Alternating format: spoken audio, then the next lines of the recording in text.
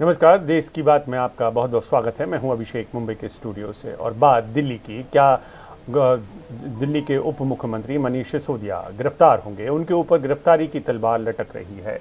वो अभी पिछले 6 घंटे से लगातार सीबीआई के सवालों का जवाब दे रहे हैं और दिल्ली की शराब नीति को लेकर उनके सामने कई सारे सवाल हैं। इस मामले में पहले कुछ गिरफ्तारियां भी हो चुकी हैं। इन गिरफ्तारियों के बाद से लगातार आम आदमी पार्टी ऐसा माहौल बना रही है कि उनके दूसरे सबसे बड़े नेता की गिरफ्तारी हो जाएगी और इसको लेकर वो पहले से ही लोगों को समझाने का काम करने लगे थे। अरविंद केजरीवाल ने इसको लेकर तकरीबन 3 महीने पहले ही भूमिका बांधनी शुरू कर दी थी। सत्येंद्र जैन के बाद वो लगातार कह रहे थे कि मनीष सिसोदिया की बारी आ सकती है, लेकिन इस सब के बीच में एक पूरा शो ऑफ स्ट्रेंथ है, शक्ति प्रदर्शन है, बताने की कोशिश है कि सीबीआई से नहीं डरते हैं। ऐसा पहले नहीं होता था। जब नेता इस तरीके से सीबीआई की गिरफ्त में जाते थे या सीबीआई के सवालों का सामना कर रहे होते थे तो अक्सर वो अकेले जाते थे और उनके अंदर एक मायूसी भी होती थी कि उन्हें सीबीआई का सामना करना है। लेकिन इस बार आम आदमी पार्टी के मामले में ऐसा नहीं है। वो जब भी ऐसा माहौल बनता है कि उनकी गिरफ्तारी हो सकती है मनीष सिसोदिया की, तब इस तरीके का एक तरीके का रचनात्मक विरोध करने की कोशिश की जाती है, जिसके सिलसिले में बापू की समाधि पर भी मनीष सिसोदिया पहुंचे हुए थे, भाषण भी दिया और उनके सबसे बड़े नेता यानी कि आम आदमी के सबसे बड़े नेता अरविंद केजरीवाल ने उनकी तुलना, मनीष सिसोदिया की तुलना भगत सिंह से भी की है। तो आज दिन भर जो कुछ हुआ है उस पर ये खबर देखिए और फिर इसके बाद देश की बात में हम बात करेंगे आखिरकार आम आदमी पार्टी के दूसरे सबसे बड़े नेता पर यह तलवार क्यों लटकी हुई है और इसके सियासी मायने क्या है।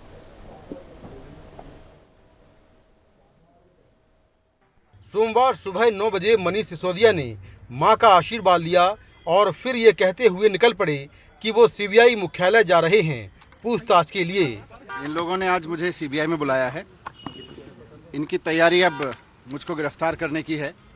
इन्होंने पहले सीबीआई रेड कराई मेरे इस घर में, इनको उसमें कुछ नहीं मिला, 1 पैसे का कोई भ्रष्टाचार नहीं मिला इनको मेरे घर में। ये पूरा केस मेरे खिलाफ जो चलाया जा रहा है ये पूरा फर्जी केस है।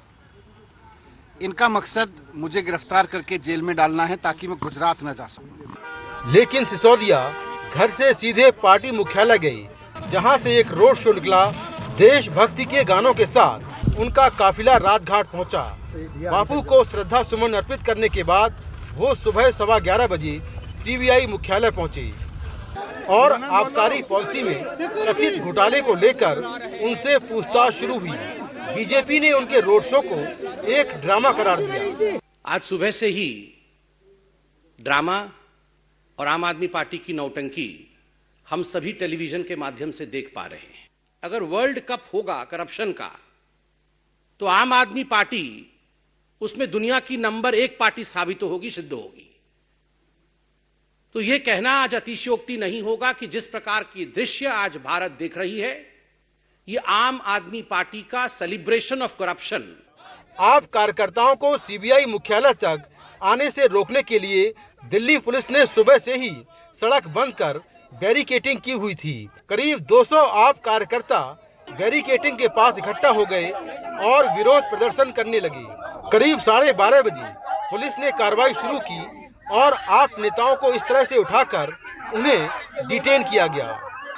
इनमें संजय सिंह समेत कई आप नेता शामिल हैं। इस दौरान आपकी कई महिला कार्यकर्ताओं ने पुलिस पर बदसलूकी के आरोप लगाए। महिलाओं को गाली दे रहा है वो पुलिस वाला, महिलाओं को सड़क पे घसीट रहे हैं, उसके बाद गालियां दे रहे हैं और लेडीज को।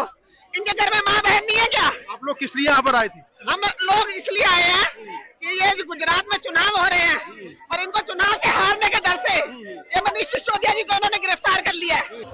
मनीष सिसोदिया दिल्ली सरकार में आबकारी मंत्री हैं। आरोप है कि उन्होंने शराब कारोबारियों के साथ मिलकर ऐसी नीति बनाई जिससे शराब कारोबारियों को लाभ मिला और इसके बदले सिसोदिया और उनके करीबियों को कमीशन दिया गया, जिसमें शराब के ठेकों के लाइसेंस से लेकर चेक करने और डिस्ट्रीब्यूशन में गड़बड़ी तक के आरोप हैं। सीबीआई ने जो केस दर्ज किया है उसमें सिसोदिया आरोपी नंबर 1 है। अभी उन्होंने गुजरात आना था लेकिन आज इन लोगों ने मनीष सिसोदिया को गिरफ्तार कर लिया। वो नहीं चाहते कि मनीष सिसोदिया गुजरात में जाके चुनाव का प्रचार करें। 1 महीने तक ये मनीष सिसोदिया को गिरफ्तार करेंगे। जैसे ही 8 तारीख को नतीजे आएंगे, गुजरात में आम आदमी पार्टी की सरकार बनेगी, जेल के ताले टूटेंगे, मनीष सिसोदिया छूटेंगे। इस घोटाले को लेकर ईडी ने भी मनी लॉन्ड्रिंग का केस दर्ज किया है। 4 बार छापेमारी कर ईडी आरोपियों के करीब 150 परिसरों की तलाशी ले चुकी है। ईडी ने इस मामले में दिल्ली के जोरबाग में रहने वाले शराब कारोबारी समीर महेंद्रू को गिरफ्तार किया है, जबकि सीबीआई आप नेता विजय नायर और हैदराबाद के शराब कारोबार से जुड़े अभिषेक बोयिनपल्ली को गिरफ्तार कर चुकी है। सीबीआई की टीम मनीष सिसोदिया के घर में 14 घंटे तक तलाशी अभियान चलाती रही। उनका मोबाइल फोन जब्त किया गया, उनके बैंक लॉकर देखे गए। सीबीआई की टीम उनके गांव तक गई, लेकिन ये पहला मौका है जब सीबीआई ने मनीष सिसोदिया का बयान दर्ज किया है। सीबीआई का दावा है कि दूसरे आरोपियों से पूछताछ और कुछ सबूतों के मिलने के बाद मनीष सिसोदिया से पूछताछ का आधार बना। हालांकि इस कार्रवाई को सियासी कार्रवाई भी कहा जा रहा है। अब देखना होगा कि जांच एजेंसी मनीष सिसोदिया पर शिकंजा कहां तक कसेगी। नई दिल्ली से कैमरामैन मनोज ठाकुर के साथ मैं मुकेश सिंह, एनडीटीवी इंडिया। और देश की बात में इसी मसले पर बात करने के लिए हमारे साथ हैं आरती मेहरा जी हैं, नेता बीजेपी, आपने इनको देखा है। दिलीप पांडे जी हैं, प्रवक्ता आम आदमी पार्टी के, और हेमंत अत्री साहब हैं, वरिष्ठ पत्रकार। आप तीनों का बहुत बहुत शुक्रिया, आप जुड़े। दिलीप जी बहुत दिनों बाद दिखाई दे रहे हैं, आए आप, बहुत बहुत शुक्रिया आपका। सबसे पहला सवाल दिलीप पांडे जी आपसे कि अगर कोई आरोप लगता है तो जांच कैसी होनी चाहिए? कोई एक एजेंसी करेगी? आप लोग लोकपाल और बाकी सब बातें करते थे, वो तो आप लोग कहीं पर लाए नहीं है। पंजाब में भी हम इंतजार करेंगे उसका। तो जांच कैसे होनी चाहिए? कौन करे जांच? बिल्कुल, देखिए अभिषेक जी, जांच से कभी हमने ऐसा नहीं कहा कि हम इत्तेफाक नहीं रखते। आपको याद हो 14 घंटा, अभी आपके पत्रकार भी कर 14 घंटा जो है रेड चली मनीष सिसोदिया जी के घर पे। 6 घंटे उसमें पूछताछ भी हुई और वहां कुछ नहीं निकला। तो फिर गांव की ओर किया गया, सारी संपत्ति सब कुछ चेक किया गया, बैंक लॉकर चेक किया। लिटरली वहां का सर्च मेमो तो हमसे आपसे पहले आरती जी को मिल जाएगा। सर्च मेमो में लिखा वो झुनझुना मिला उनको, बच्चों का जो टॉय होता है खेलने वाला, वो मिला उनको वहां पे सर्च मेमो। जिसका मतलब क्या है? इसका मतलब सिर्फ ये कि पूरा केस फर्जी बनाया हुआ। घर की रेड कुछ नहीं मिला, बैंक लॉकर कुछ नहीं मिला, गांव में जाके देखा कुछ नहीं मिला। इसका मतलब पूरा केस फर्जी है। और आज पूरी कोशिश है, मुझे लगता है कुछ घंटे में स्पष्ट हो जाएगा कि कैसे मनीष सिसोदिया को गिरफ्तार कर लिया जाए। अब इनका मकसद क्या है? मकसद ये है भारतीय जनता पार्टी का कि मनीष सिसोदिया जी को गुजरात चुनाव प्रचार जाने में कैसे रोका जाए। वो कुल कवायद यही है। गुजरात में भारतीय जनता पार्टी के लोग बहुत बुरी तरह से हार रहे हैं, इसलिए उनको रोकना चाहते हैं। नहीं, आपने भाई जब मनीष सिसोदिया गुजरात गए तब तक गुजरात भाई गुजरात में भी हमको दिल्ली जैसे शानदार, ठीक है, मैं आपकी बात, ठीक है, आप चाहते हैं कि वही ना हो। ठीक है दिलीप जी, आप ठीक है, मेरी बात भी तो सुनिए ना। नहीं, आप मुझे ये बताइए कि जांच कोई एजेंसी करेगी, देश की कोई एजेंसी करेगी, सीबीआई करेगी या कोई और? तो आप उसमें क्या है कि मतलब जांच में जाएं सीधे, कहें ये आपको दूर करना चाहते हैं, सामना करना चाहिए।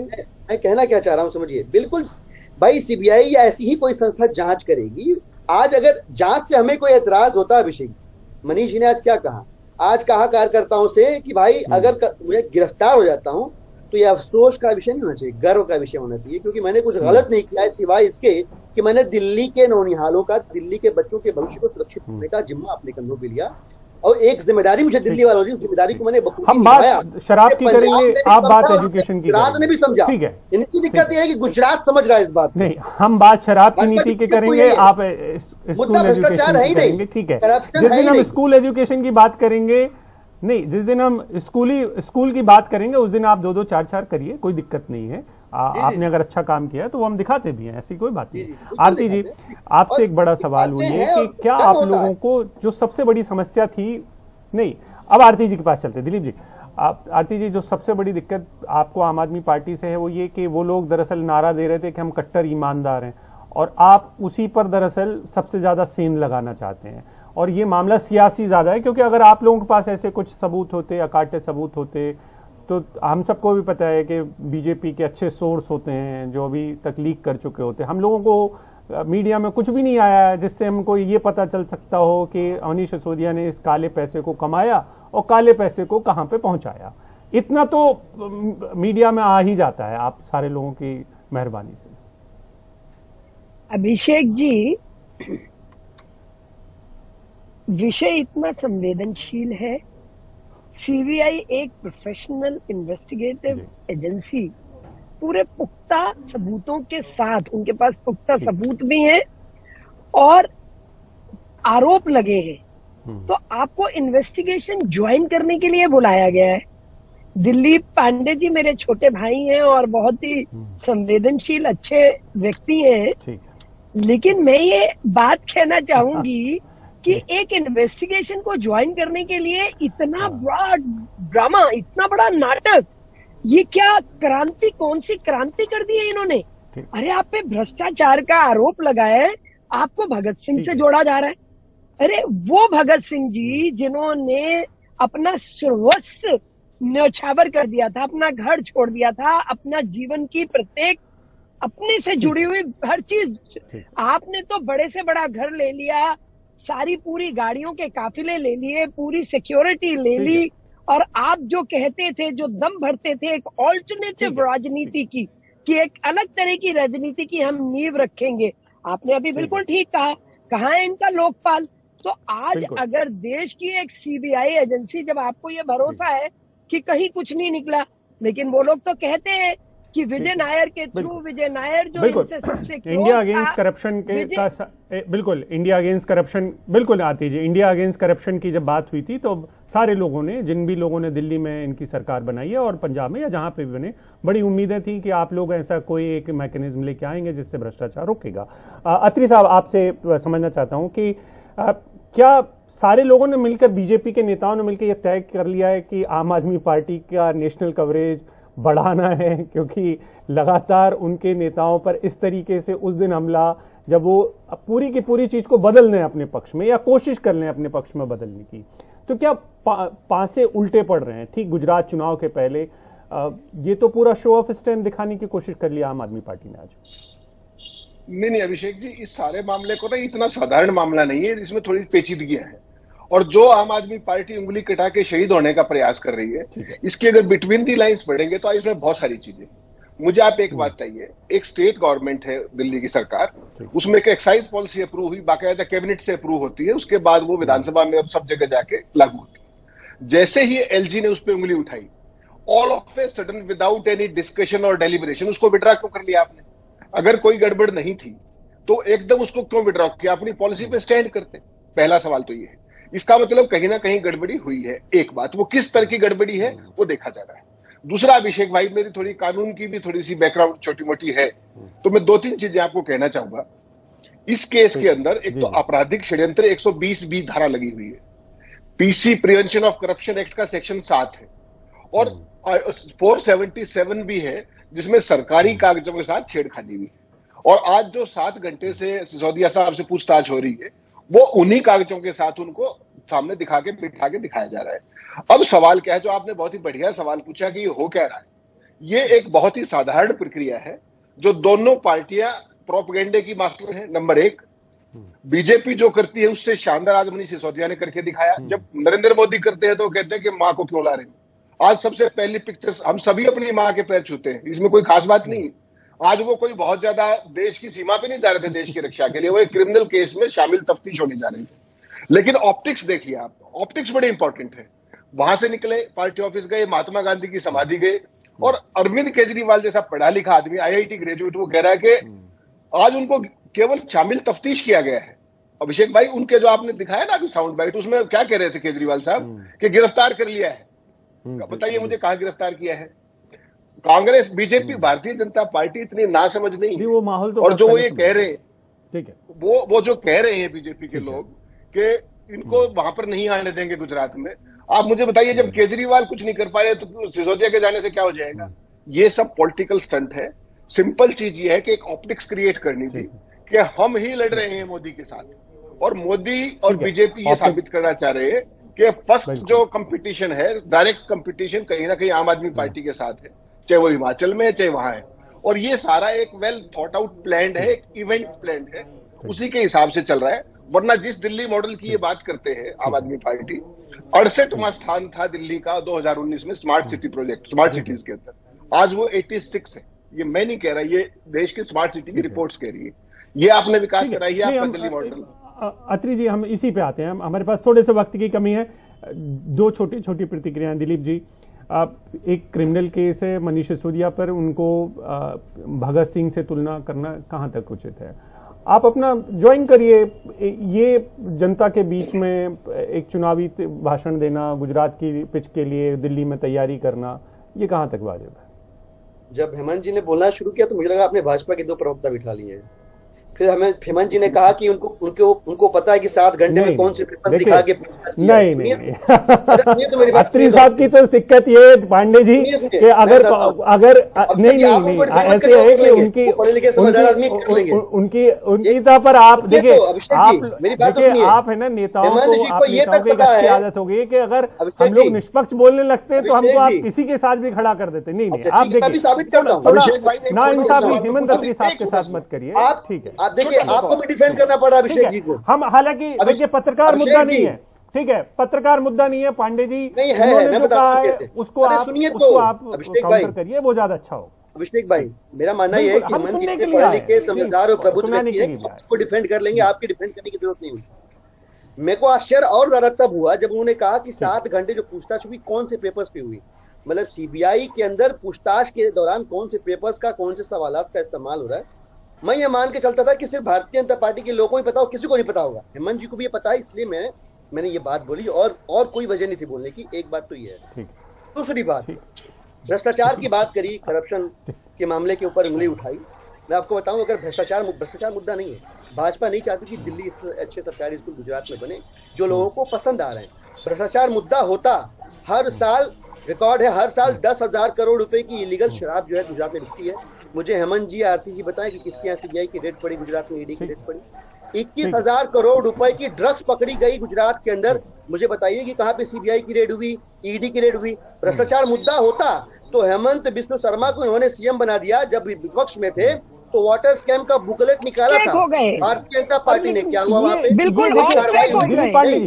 एमसीडी के अंदर मैं भ्रष्टाचार की बात कर रहा हूँ। मुझे दिलीप पांडे जी यही पे शिकायत है आप लोगों से। देखिए, मुझे आपसे ये शिकायत है, हम आपके दिल्ली की शराब नीति के भ्रष्टाचार की बात करेंगे, आप हेमंत बिस्व शर्मा को लाएंगे। हम गुजरात की भी बात करते हैं, किसने कहा कि हम गुजरात के लेकर डिस्कशन नहीं करेंगे? हम गुजरात को लेकर भी चर्चा करेंगे, उसमें आप आइए, उसमें आप उसके साथ मुद्दा उठाइए की तो बात करेंगे। आप दिल्ली की शराब नीति पे आइए बस। बिल्कुल, मैं भाई शराब, गुजरात की शराब की बात नहीं होगी। गुजरात की शराब, सीएम साहब जब थे मोदी जी तब से लेकर नहीं होगी।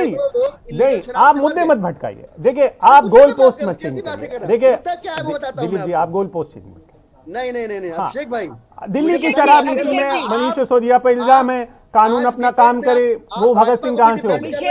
अभिषेक जी, सबसे बड़ी बात है ये, मुझे आश्चर्य हो रहा है, कभी ऐसा करते हुए लगते नहीं है। आज आपको पता नहीं कौन सी मजबूरी करना पड़ रहा है। मैं बिल्कुल मुद्दे पे हूँ, और मुद्दा है गुजरात का चुनाव। आप समझिए, गुजरात का चुनाव मुद्दा है। मनीष जी ने जो शिक्षा क्रांति की मशाल जलाई दिल्ली के अंदर, आपने जनता को ये कहा था कि हम एक ऑल्टरनेटिव विजन के साथ आए हैं, भ्रष्टाचार मुद्दा होता, भ्रष्टाचार मुक्त सरकार देंगे। आरती जी, मैं अपना माफी चाहता हूँ, वक्त इतना ही था।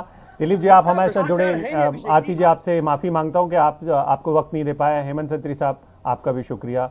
नेताओं को सवाल कड़वे लग सकते हैं, वो किसी भी पार्टी के हो सकते हैं, आम आदमी पार्टी भी उसमें कोई अजूबा नहीं हो सकती है। आप तमाम लोग जुड़े, उसके लिए बहुत बहुत शुक्रिया। कांग्रेस के लिए आज का दिन ऐतिहासिक है, क्योंकि उनकी पार्टी के अंदर अरसे बाद चुनाव हुए हैं अध्यक्ष पद के लेकर, और इसमें वोट भी जमकर डाले गए। अध्यक्ष पद के इन दोनों उम्मीदवारों ने बेंगलुरु और तिरुवनंतपुरम में वोट डाले। भारत जोड़ो यात्रा में जुटे राहुल गांधी ने बेल्लारी में मतदान किया। उनके साथ 39 और डेलीगेट्स ने वोट डाले। सोनिया गांधी और प्रियंका ने दिल्ली में मतदान किया।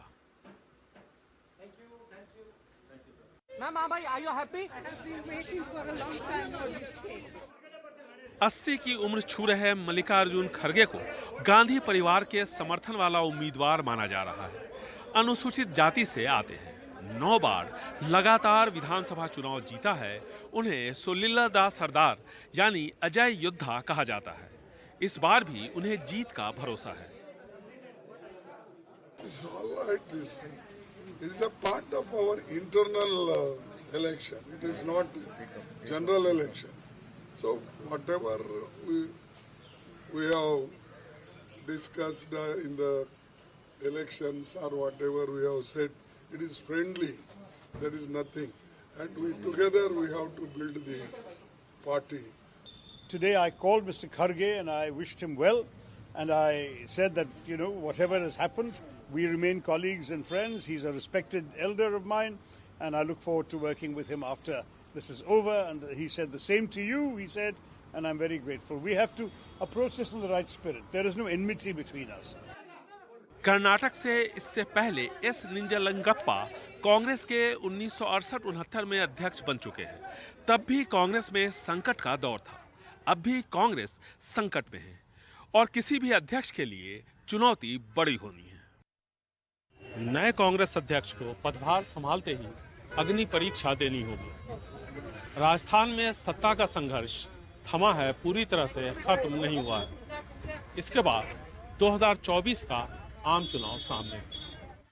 निसंदेह कांग्रेस संगठन के हाल के राजनीतिक अतीत की ये सबसे बड़ी घटना है। कांग्रेस पार्टी में हमेशा चुनाव होते हैं। पिछली बार चुनाव हुआ था तो राहुल जी या सोनिया गांधी जी लड़े थे, निर्विरोध चुनाव हुआ था। इस बार 2 उम्मीदवार हैं, इसलिए वोट पड़ रहा है। 19 तारीख को मतगणना होगी, नया अध्यक्ष बनेगा। लेकिन देश की लोकतंत्र में कांग्रेस पार्टी ने एक उदाहरण स्थापित किया है कि एक डेमोक्रेटिक, ओपन, ट्रांसपेरेंट चुनाव होता है और हमने करके दिखाया है। खड़गे साहब बहुत भारी बहुमत जीते। ये बहुत अनुभवी व्यक्ति से धनी है, उनका अनुभव ही काम आएगा और अनुभव से ही काम होता। देखिए, युवा शक्ति जो होती है वो अपनी मेहनत कर सकती है, अनुभव का कोई विकल्प नहीं होता है। कायदे से कांग्रेस अध्यक्ष की दौड़ में अशोक गहलोत को शामिल होना था, लेकिन वो शुरू में ही इससे बाहर हो गए और जिस समाधान की कांग्रेस को तलाश थी वो अब उनके लिए सबसे बड़ा संकट बन चुका है।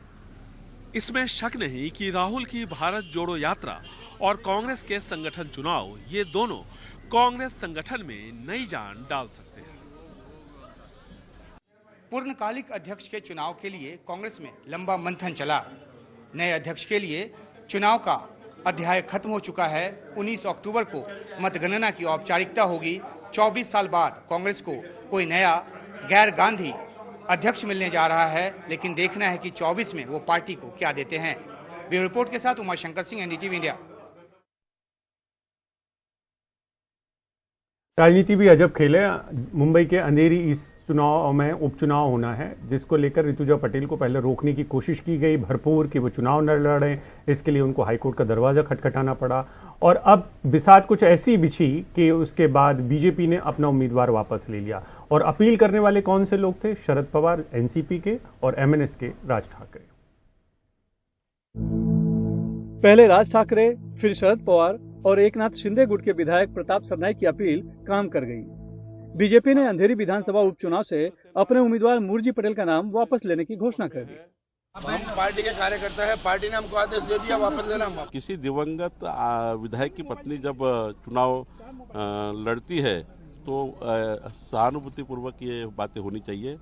ये महाराष्ट्र की संस्कृति है और मुझे लगता है इस संस्कृति की हमने सबने बात करनी चाहिए। महाराष्ट्र का इतिहास की बात करनी चाहिए, महाराष्ट्र को आगे लेके जाने की बात करनी चाहिए।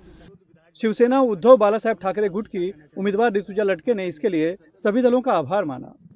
भाजपा के या किसी जिन्होंने मुझे आशीर्वाद दिया है और जिन्होंने बताया कि आप ये पोट निवडणूक बाय इलेक्शन बिन विरोध होना चाहिए, उन सबके मैं आभारी हूँ। महाराष्ट्र में सांसदों विधायकों की मौत के बाद उसके परिवार वालों की उम्मीदवारी पर अमूमन दूसरे दलों के उम्मीदवार न खड़े करने का चलन है। हालांकि अंधेरी में ये परंपरा टूटती लग रही थी। 14 अक्टूबर को ऋतुजा लटके और मूर्जी पटेल दोनों ने अपने हजारों समर्थकों के साथ शक्ति प्रदर्शन करते हुए अपना नामांकन पर्चा भरा था। फिर ऐसा क्या हुआ कि अचानक से सबको महाराष्ट्र की राजनीतिक परंपरा याद आ गई। शिवसेना इसे बीजेपी की हार का डर बता रही है। उन्होंने खेल रचा कि अपने बी टीम को कहा कि आप एक पत्र लिखिए, सी टीम को कहा आप एक पत्र लिखिए, ताकि हम ये महाराष्ट्र की जनता के सामने, मुंबई की जनता के सामने कह सकें कि हम आप लोगों के निवेदन से पीछे जा रहे हैं। लेकिन सच्चाई यह है कि बीजेपी को हार का डर सता रहा था और डर के मारे भागे हुए हैं। वो कोई सहानुभूति, कोई नैतिकता, इन सब से बीजेपी का कोई लेना देना नहीं। हालांकि रमेश लटके के निधन पर उनकी पत्नी के सामने कोई उम्मीदवार खड़ा नहीं करने का सुझाव देने वाले शरद पवार ने बीजेपी के फैसले का स्वागत किया है। आज बीजेपी का शीर्षक है कि उन्होंने यह फैसला किया है और आगाज की बात भी उन्होंने फर्जी की चाहिए। उन्होंने कहने की क्या जरूरत है? जब हम एक राय लेते हैं कि 1 साल तक चुनाव परिवार कर सकते थे, अगर कर सकते तो अच्छा है, और इसलिए हम लोगों ने पहल की और अच्छी बात है कि बाकी लोगों ने इसको स्वीकार किया। जब से बीजेपी शिवसेना अलग हुई है तब से महाराष्ट्र की राजनीति में कटुता बढ़ गई है। एकनाथ शिंदे की बगावत के बाद से तो नफरत की राजनीति राज्य में चरम पर है। इसलिए जानकारों का मानना है कि बीजेपी के इस फैसले में महाराष्ट्र की राजनीतिक परंपरा का सम्मान कम, भविष्य के राजनीतिक समीकरण का गुणा भाग ज्यादा है। मुंबई से कैमरन राजेंद्र दयाल के साथ सुनील सिंह, एनडीटीवी इंडिया के लिए।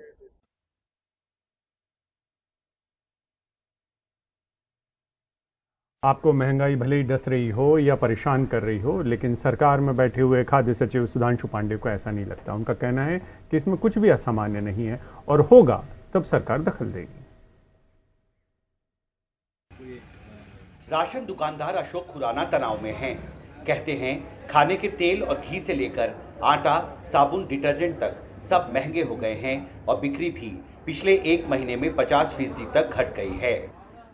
अक्टूबर के पहले हफ्ते तक खाने पीने के तेल की कीमतों में गिरावट दर्ज हुई थी और एक नया ट्रेंड दिख रहा था। कीमतें धीरे धीरे घटने लगी थी, लेकिन पिछले 1 हफ्ते में एक बार फिर खाने पीने के तेल की कीमतें जो हैं वो बढ़ने लगी हैं और सबसे ज़्यादा बढ़ोतरी सरसों के तेल और सोयाबीन रिफाइंड तेल में हुआ है, जिनकी कीमतें पिछले सिर्फ 1 हफ्ते में 15 से 20 रुपए प्रति लीटर तक बढ़ गई हैं।